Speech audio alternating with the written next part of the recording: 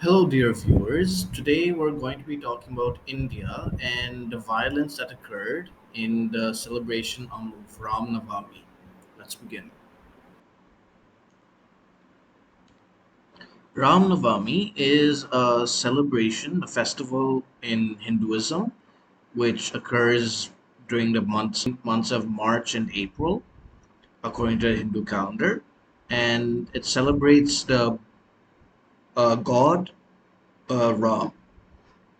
Uh, a few days ago, during this year's Ram Navami celebrations, there were some incidents of violence, and I just want to go over them and explain what happened.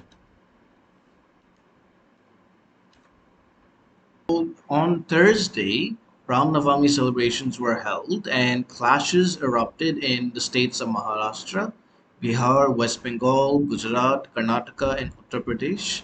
The situation is tense in these states, with one death reported in Maharashtra. The violence was in Maharashtra. Violence was reported in three areas: Aurangabad, Malad, and Jalgaon. In Aurangabad, a fight between two men outside a Ram temple uh, in the Kiratpur area on Wednesday escalated, leading to people pelting stones and 13 vehicles being set on fire. 51 in these uh, clashes, a 51-year-old man who suffered injuries during the clash died while receiving treatment at a hospital on Thursday. The deceased was identified as Sheikh Muniruddin. 12 people, including 10 police officers, were injured during the clash. In West Bengal, clashes erupted in two areas, Howrah and Dalkola. In Howrah's Kazipara, several vehicles were torched and shops ransacked on Thursday. Police said a group of people attacked a Ram Navami procession and started throwing glass bottles, stones, and bricks at those who had participated in it. In uh, Dalkola, a person was killed while several others were injured. Several others, including 5 to 6 police officers, were injured. On Friday, a clash erupted again in Hora with reports of stone pelting. Uh, Chief Minister Mamata Banerjee warned of taking action against those who are into riots and conspiracy. At face value, I'm think that this is a good statement, but I'll talk with Mamata Banerjee later in this video. In Gujarat, two Ram Navami processions were attacked in the Fatehpura area of Vadodara city. People hurled stones at each other and damaged several vehicles on the road. 24 people were detained by the police over the violence. Two people were in Karnataka, two people were injured after they were stabbed as two groups clashed when a Ram Navami procession was passing by a mosque in Karnataka's Hassan on Thursday. A total of 4 people were injured. Uttar Pradesh, a clash broke out between two groups on Thursday. Stones were pelted and people were assaulted. Sources told India Today. Police said an argument broke out between the two groups and they clashed over loud music playing while the procession passed by a mosque. Um, I just want to talk about this loud music part. Often, the music that is, some not often, but sometimes, the music that is played while during these processions, especially ones which are passing through by a mosque or a Muslim majority area, sometimes the songs are anti-Muslim. Sometimes they spread hatred against Muslims. Sometimes they even call for attacks on Muslims. So that may be one reason why some Muslims got angry and attacked the procession. That is not at all a correct response and completely illegal and immoral. They should report to the police if anyone is sending threats against them.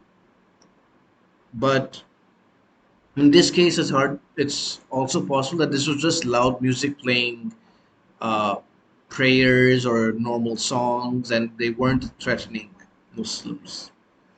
So Yeah, I can't say anything about this incident in particular. In Bihar's Mungar area over a Ram Navami procession, violence was also reported when they entered the Hazrat Ganj Mohalla area.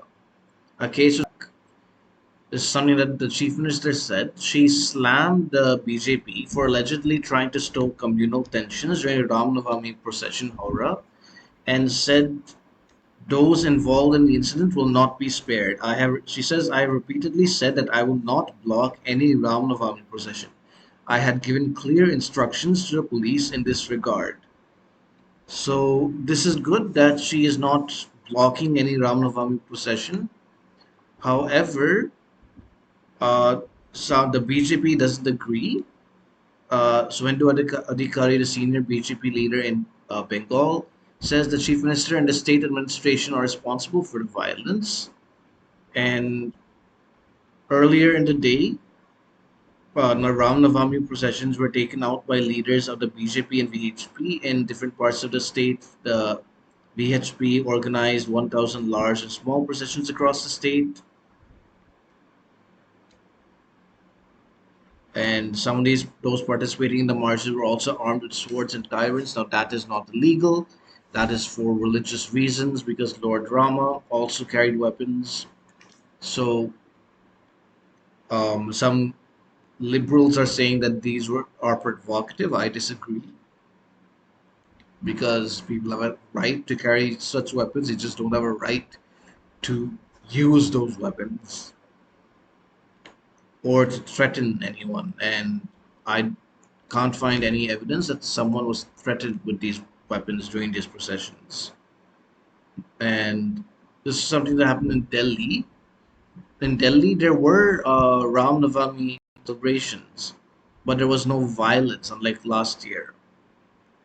At around 11 a.m. Thursday morning, for the Sri Ram Bhagwan Pratima Yatra, the Delhi police denied permission for a larger procession 2 days earlier in uh, Delhi's Jahangirpuri area. With a dozen policemen and a team of the Rapid Action Force on site, the smaller procession proceeded Thursday, and they had permission to carry on that small procession. Verbal permission was granted to organizers Thursday morning to carry out a smaller procession, but they had denied their procession when they asked for permission to carry out the procession on a stretch of around 5 to 6 kilometers, including areas affected by riots last year. They were given permission to conduct a rally only for about 100 meters in K Block away from C Block, where riots broke out last year. If this is the case, then the people who are conducting processions must follow the instructions from the police and should not break them. I personally disagree with this. I think that people have a right to celebrate their festivals anywhere on public property, but not on somebody else's private property. And in public property, they should just make sure that they're not bothering anybody else, either by violence or by blocking roads and causing traffic jams. The celebration should be orderly, but they should have a right to conduct them. But that right is not expressly said in Indian law. You have a right to assembly, but there can be restrictions given on it. And in this case, police gave restrictions. So uh, worshippers should follow the police's instructions. Uh, then a man named Mahant Mangal Das, who was part of the yatra, said that in this year they defied the Delhi police and went to Jahangir Puri. He says that I do not need permission to take out procession to celebrate my God. Delhi police work under us. Will we take a procession in Pakistan? If not in India, it is our right. Yes, he has a right to carry the procession, but the police can regulate how that procession is going to be carried out, and he has to follow the orders of the police.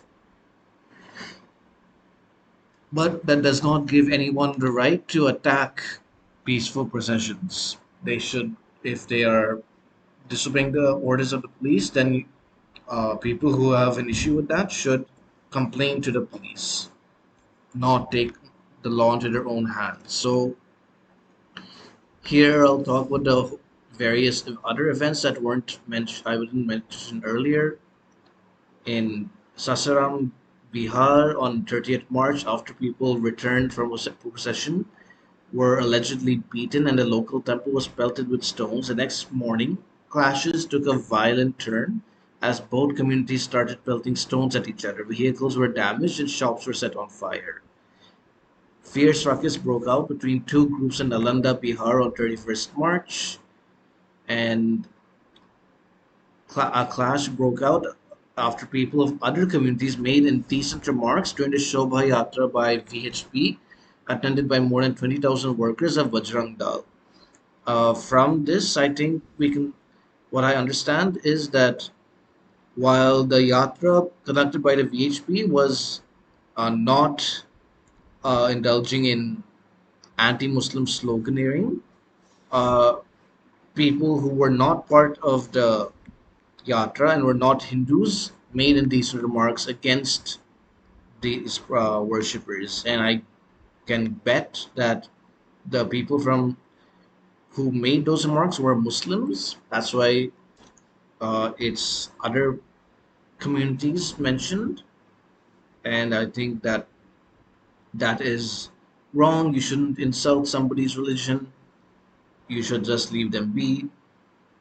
But still, that's no excuse for starting a fight if indeed the Yatris reacted violently to these remarks.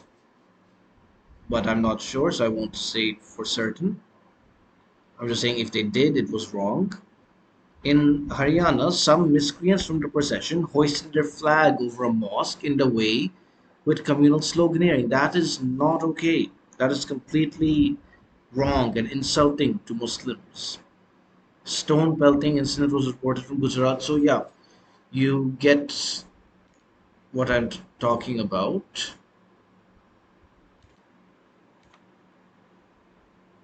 So yeah, this sucks. I'll just put it bluntly. First time I'm using that word on this channel, but yeah, this is terrible. This violence, it has to stop. Both communities have to stop attacking each other. They have to come to some sort of understanding. Violence is not at all acceptable now. But let's go into the details to try to understand why this violence is occurring. Hindus believe that they should be able to conduct these processions anywhere they want in public property, and Muslims believe, not all, but it seems like a good number, maybe a large minority, if not majority. And as for the Hindus, also, it's just, I think, I don't know if it's a majority or minority. I'm just talking about those Hindus who are involved in processions, and not all the processions as well, only some.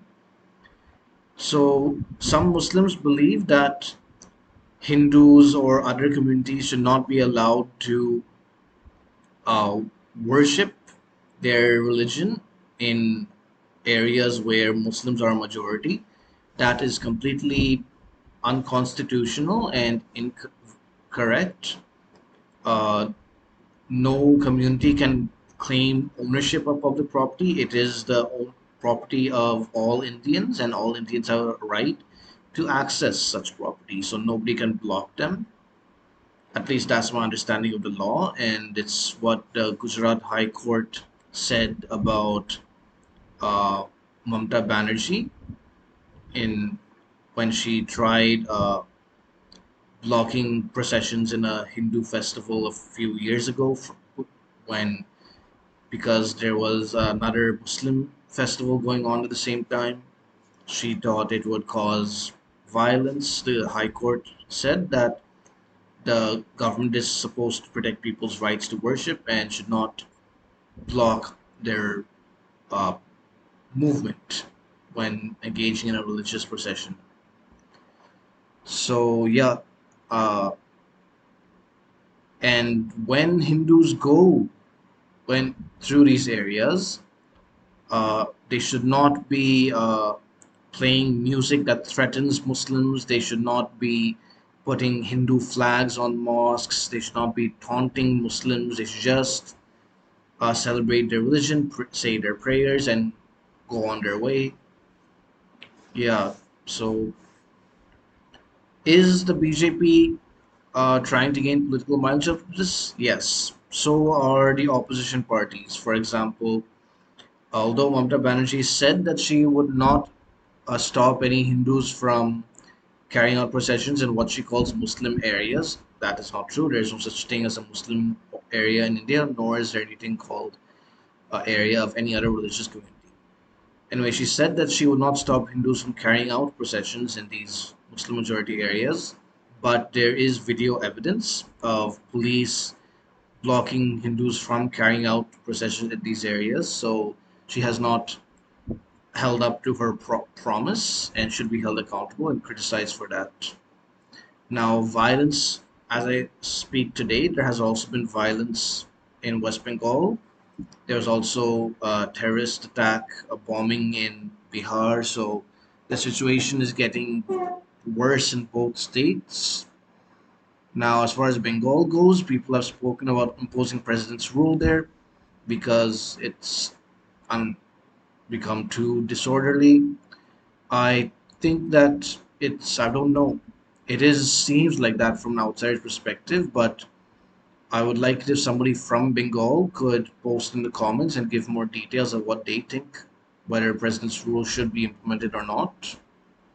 And I hope that when you comment, you aren't biased by your own political beliefs, but just focus on what is optimum for West Bengal. Yeah, that's what I want to say. I'll ultimately just end this by saying to both Hindus and Muslims to just calm down, relax. You're not each other's enemies, you're Indians. Just mind your own business, worship your gods, and don't get violent with each other. Please give your feedback in the comment section below. If you want to see other videos about nationalism in India with respect to current events, click here. If you want to see my previous video, click here. If you want to see the sources I use for this video, click the links in the description below. Thank you for watching. Goodbye.